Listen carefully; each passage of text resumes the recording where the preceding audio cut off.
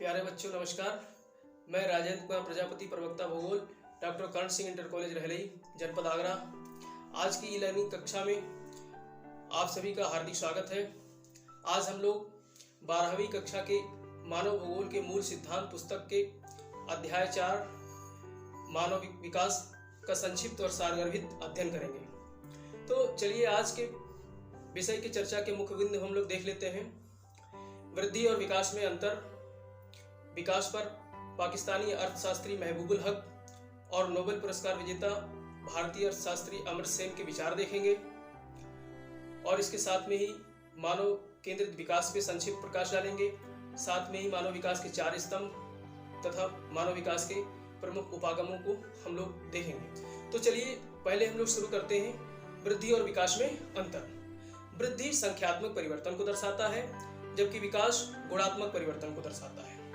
संख्यात्मक परिवर्तन 2 प्रकार के परिवर्तन होते हैं, धनात्मक और ऋणात्मक। धनात्मक परिवर्तन जैसे उदाहरण से हम समझ सकते हैं, जैसे नगर की जनसंख्या में वृद्धि धनात्मक परिवर्तन है और दूसरी तरफ गांव की जनसंख्या में कमी या ह्रास ये है ऋणात्मक परिवर्तन। तो गांव की जनसंख्या में कमी क्यों आई, शहर की जनसंख्या में वृद्धि क्यों हुई? शहर की जनसंख्या में वृद्धि के 2 कारण हो सकते हैं, प्राकृतिक कारण और एक प्रवास। तो हम यहाँ पर प्रवास को उदाहरण स्वरूप ले सकते हैं। जैसे गांव की जनसंख्या, गांव में अवसर की उपलब्धता कम है, इसलिए लोग आर्थिक तलाश में, रोजगार की तलाश में शहरों की तरफ जाते हैं। तो इसकी वजह से शहरों में जाने के कारण शहरों की जनसंख्या, आबादी बढ़ जाती है, तो वहाँ पर धनात्मक वृद्धि होती है। और गांव की जनसंख्या चूंकि रोजगार की तलाश में शहरों को पलायन कर जाती है, तो गांव की जनसंख्या में कमी या ह्रास होने के कारण वहां पर ऋणात्मक परिवर्तन होता है। तो ये वृद्धि को हमने देखा, वृद्धि जो है संख्यात्मक, यहाँ भी संख्या में परिवर्तन देखा हमने। अब हम विकास की बात करेंगे। विकास गुणात्मक परिवर्तन को दिखाता है। ये मुख्यतः सकारात्मक होता है, ऋणात्मक नहीं होता है। ये विकास सकारात्मक ही होता है। विकास तभी तो कहेंगे जब सकारात्मक वृद्धि होगी। तो इसका यहाँ पर मुख्य जो विकास का मतलब है, वर्तमान दशाओं में सकारात्मक वृद्धि से संबंधित है। वर्तमान दशाओं में सकारात्मक वृद्धि, जैसे मान लेते हैं किसी नगर की जनसंख्या में तो वृद्धि हो रही है, नगर की जनसंख्या में धनात्मक वृद्धि हो रही है, लेकिन उसकी सुख सुविधाओं में, लोगों की सुख सुविधाओं में अगर साथ साथ में वृद्धि नहीं हो रही है, जो मूलभूत सुविधाएं हैं उसमें वृद्धि नहीं हो रही है, तो वो विकास नहीं होगा। लेकिन अगर उसके साथ साथ में सकारात्मक वृद्धि हो रही है तो वो विकास कहलाएगा। ठीक है। अब हम लोग यहाँ पर स्लाइड में देख सकते हैं डॉक्टर महबूबुल हक, जो कि पाकिस्तानी अर्थशास्त्री हैं, और भारतीय नोबेल प्राइज विजेता अर्थशास्त्री अमर्त्य सेन के चित्र को आप देख सकते हैं। तो महबूबुल हक ने मानव विकास की संकल्पना दी थी 1990 के दशक में। इन्होंने जो है SDI का विकास किया था, मानव विकास डेवलपमेंट इंडेक्स बनाया था, जिसमें इन्होंने बताया था कि अगर लोगों का जीवन सार्थक है तभी जो है विकास की संकल्पना सारगर्भित हो सकती है। लोगों का जीवन सार्थक कैसे होगा? जब कुछ चीजें हैं जैसे चिकित्सा है, स्वास्थ्य, शिक्षा है और संसाधनों तक लोगों की पहुंच है, अगर ये है तभी जो है लोगों का जीवन सार्थक हो सकता है।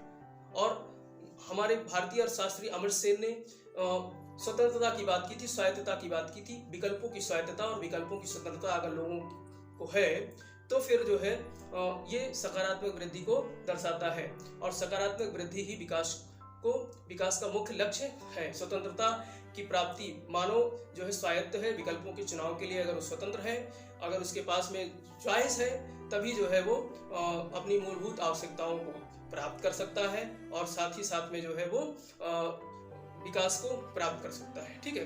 अब हम लोग इन दोनों अर्थशास्त्रियों के जो प्रयास थे, उन मॉडल प्रयास को हम लोग कंबाइन करके अध्ययन करेंगे। तो इसको हम एक टॉपिक दे सकते हैं, मानव केंद्रित विकास। यानी 1990 से पूर्व जो है वृद्धि को ही जो है विकास मान लिया गया था। जैसे अर्थव्यवस्था की वृद्धि संख्यात्मक थी, 7%, 6% थी, उसी को मोस्टली विकास माना जाता था। लेकिन जब मानव केंद्रित विकास की बात होने लगी तो यहाँ पर कुछ पॉइंट्स आए, जैसे संसाधनों तक मनुष्य की पहुँच आसानी से होनी चाहिए, शिक्षा की उपलब्धता होनी चाहिए और सस्ती व उपचारात्मक चिकित्सा होनी चाहिए, सस्ती और उपचारात्मक मतलब ऐसी चिकित्सा हो जिससे लोगों का उपचार हो, ना कि जो है बीमारी को दबा दिया जाए, ठीक है। और साथ ही में विकल्पों की स्वतंत्रता हो, विकल्पों के चुनाव की स्वतंत्रता होनी चाहिए, और पारदर्शी और स्थिर लोकतंत्र हो। भाई जब लोकतंत्र पारदर्शी होगा, पारदर्शी लोकतंत्र जब होगा तब उसमें लोगों की भागीदारी सुनिश्चित होगी, ज़्यादा से ज़्यादा लोग भागीदार कर सकते हैं लोकतंत्र में। और इसके साथ साथ में अगर लोकतंत्र स्थिर है, यानी सरकारें स्थिर हैं, तो कुछ ज़्यादा ही कल्याणकारी योजनाओं पर ध्यान देंगी, तो मानव का विकास अधिक होगा। अब हम बात करेंगे मानव विकास के 4 स्तंभ, क्योंकि चार जिस प्रकार से एक भवन है, एक जो है बिल्डिंग है, भवन के जो संरचना है वो स्तंभों पर टिकी होती है, इसी प्रकार से मानव विकास के भी 4 स्तंभ बताए गए हैं: समता, सतत पोषणीयता, उत्पादकता और सशक्तिकरण। समता की बात करें तो समता से तात्पर्य यहाँ पर यह है कि समाज के सभी व्यक्तियों को समान दृष्टिकोण से जो है तौलना, आंकना। अब चाहे वो कानून के समक्ष समता हो, जैसे संविधान, भारतीय संविधान में आर्टिकल 14 के तहत, जो अनुच्छेद 14 है उसके तहत समता की बात की गई है, कानून की समता की, न्याय की समता की बात की गई है। तो समता यहाँ पर संसाधनों तक सभी की पहुंच सुनिश्चित होनी चाहिए। और इसके साथ में सतत पोषणीयता का मतलब होता है हम विकास तो करें, लेकिन भावी पीढ़ी को ध्यान में रख करके, भावी पीढ़ी के लिए भी संसाधनों को सुरक्षित करके रखना, संरक्षित करके रखना ही सतत पोषणीयता कहलाता है। और उत्पादकता की बात करें तो मानव की उत्पादकता तब बढ़ेगी जब उसको सुलभ चिकित्सा उपलब्ध होगी और अच्छी शिक्षा उपलब्ध होगी, ठीक है, तो उसकी उत्पादकता अपने आप बढ़ जाएगी और मानव का विकास होगा। और इसके साथ साथ में सशक्तिकरण का मतलब होता है, ये इसको इंग्लिश में एम्पावरमेंट बोलते हैं। जैसे आज के समय में नारी सशक्तिकरण की बात की जाती है। सशक्तिकरण तब होगा जब लोगों की पहुंच संसाधनों तक आसानी से, इजीली से होगा।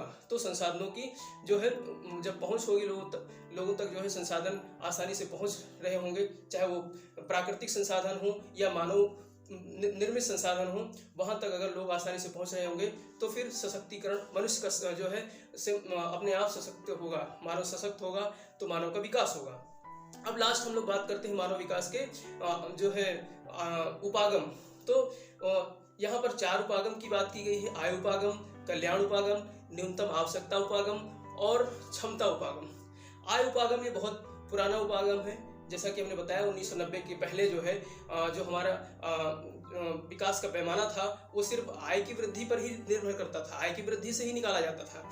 लेकिन जब से महबूबुल हक और भारतीय अर्थशास्त्री अमर्त्य सेन ने एक विचार दिया तो उसके बाद में विकास की संकल्पना ही बदल गई।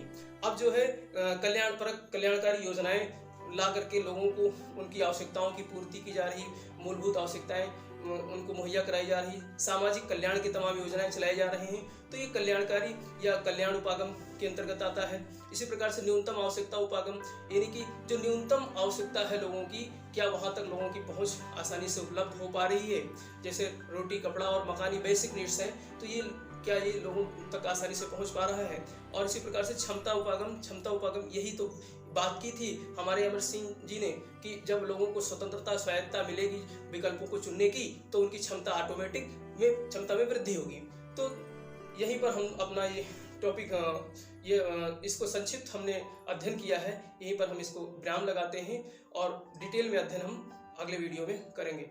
तो जय हिंद, जय भारत, नमस्कार।